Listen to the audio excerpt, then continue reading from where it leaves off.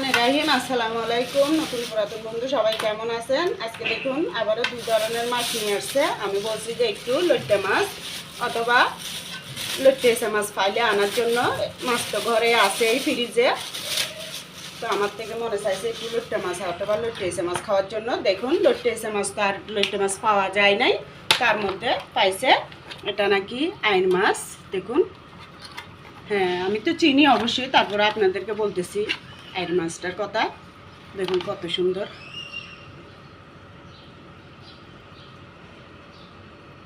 কত বড় বড় শুম আছে। এগুলো ছোট ছোট রিসে মাছের শুম থাকে যে, ওরকম দুইটা কত লম্বা দাড়ি। দেখুন, তো বলছে লইট্টা মাছ তো এখানে পাওয়া যায় নাই, এখানে ছোটোখাটো একটু মানে অল্প স্বল্প বাজার নিয়ে সবাই বসে, তো যা পাইছে তাই পাঠাইছে। আর এগুলো চৈক্কা মাছ, এর মধ্যে এটা ইলিশ মাছের মতো ভাজলে অনেক মজা লাগে। বেশিরভাগ এই ধরনের বড় পাইলেও আনে, ছোটো পাইলেও আনে। এগুলো আজকে রেখে দেব, ডাল দিয়ে কোনো সময় ভেজে খাওয়া যাবে। আর এই যে আইন মাছটা আজকে রান্না করব, আপনাদের সাথে ছোটোখাটো একটু শেয়ার করব, আপনারা আমার সাথেই থাকুন। আমি এটা কেটে নিই। এটা মনে বরফ দিয়ে রাখছে, দেখুন শক্ত হয়ে আছে আর বরফ অনেক। তো এখন এটা কেটে নেব।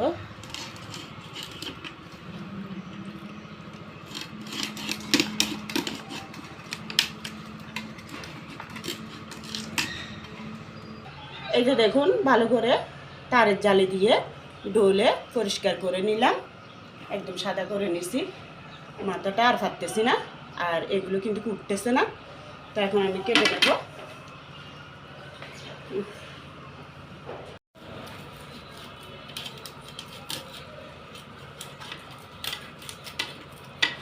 বটকিটা যেমন ছোট,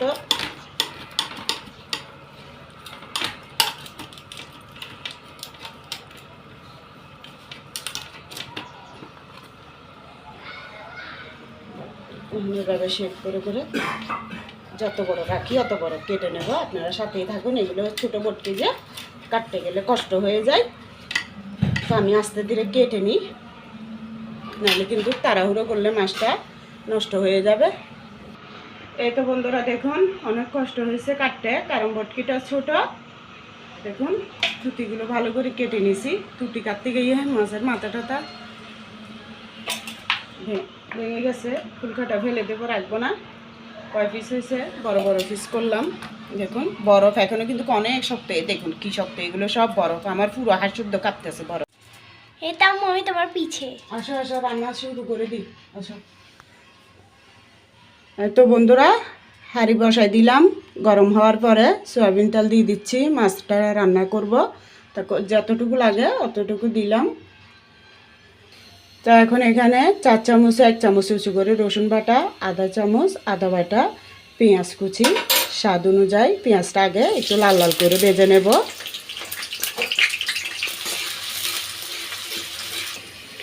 একটু লাল লাল করে ভাজা হয়ে গেছে, এখন দিয়ে দেব আদা রসুন বাটা। এগুলো দিয়ে আবার একটু কাঁচা গন্ধটা যাওয়া পর্যন্ত ভেজে নেব।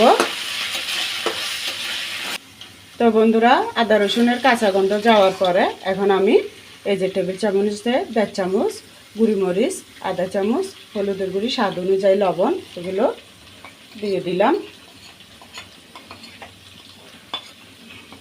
এখন আমি আবার একটু তেলের মধ্যে একদম সামান্য আঁচের মধ্যে ভেজে নিলাম। এইভাবে তেলের মধ্যে আলাদা করে ভাজলে হয় কি অন্যরকম একটা সুগারান হয়, তাই আগে তেলের মধ্যে সামান্য ভেজে নিলাম।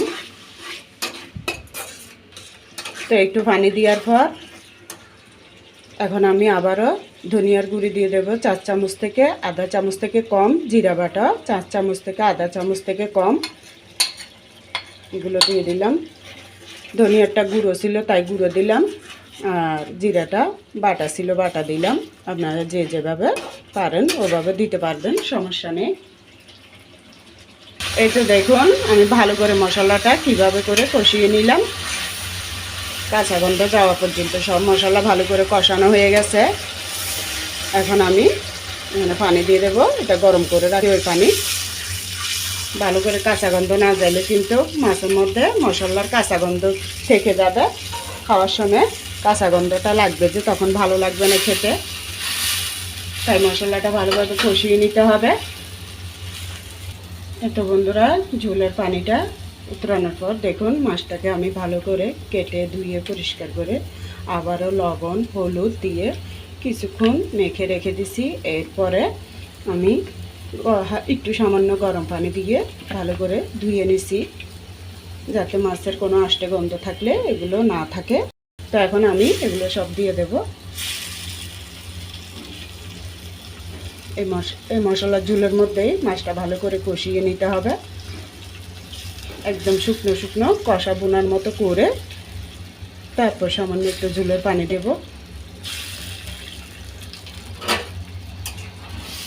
এই মাছের মধ্যে সবসময় একটু গুঁড়ি মরিচটা বেশি দিবেন।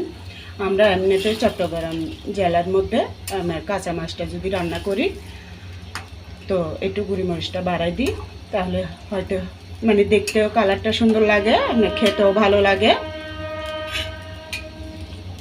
তাই জন্য আপনারা যেভাবে খান ওইভাবে রান্না করতে পারবেন, তাতেও সমস্যা নেই। আর এই ধরনের মাছ দেখেন কাঁচা রান্না করলে খেতে অনেক ভালো হয়। আর যারা কাঁচা পছন্দ করেন না তারা একটু সামান্য একটু ভেজে নিলেও হবে, তাতেও খেতে অনেক ভালো হয়। তবে মশলাটা বুঝে শুনে দিতে হয় তরকারির আন্দাজ অনুযায়ী, তাহলে সব জিনিস মানে সব তরকারি বলেন সবজি বলেন খেতে খুবই স্বাদের হয় পারফেক্টলিভাবে সব কিছু দিলে। তো এটা কষতে থাকুক। এভাবে আমি 10 মিনিট পর্যন্ত ভালো করে উল্টায় পাল্টাইয়ে মাছগুলো কষিয়ে নিলাম। দেখুন এরপর যে আমি একটু গরম পানি দিয়ে দেবো আবারও। হালকা তেল উঠে গেছে মশলার মধ্যে, আপনারা দেখে বুঝতেছেন। তো এখন আমি ওইটা কড়ার মধ্যে লেগে যাওয়ার কারণে এখন একটুখানি আগে পানিটা দিয়ে দিচ্ছি, একটু ঝোল ঝোল রাখবো।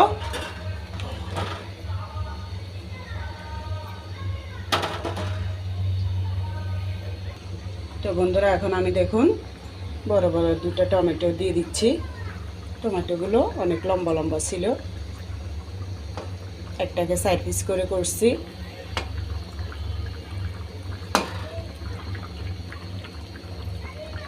সবগুলো দিয়ে দিলাম। তো এখন আমি ডেকে দিচ্ছি আবারও 5 মিনিট হোক মাছটা আর টমেটো একসাথে। এই তো একটু ঝোলটা বেশি হয়ে গেছে, তাই আমি জোরে জাল দিয়ে ঝোলটা আরেকটু শুকাই নিলাম। এভাবে আমি আবারও 10 মিনিট রান্না করে নিছি। এতে দেখুন এখন কাঁচামরিচ দেবো, যে কাঁচামরিচ পিছনে একটু ভেঙে ভেঙে দিছি, আস্তই দেবো সবগুলো, কেননা এমনিতে গুঁড়ি মরিচ দিছি বেশি করে, কাঁচা মাছ যে এই জন্য। আর আপনাদের ভাইয়া পছন্দ করে বেশি কাঁচা মাছ, তাই 1 মিনিট আগে কাঁচামরিচ আর ধনিয়া পাতাটা দিলাম, যাতে একটু কাঁচা কাঁচা থাকে, তুলে খেতে ভালো লাগে।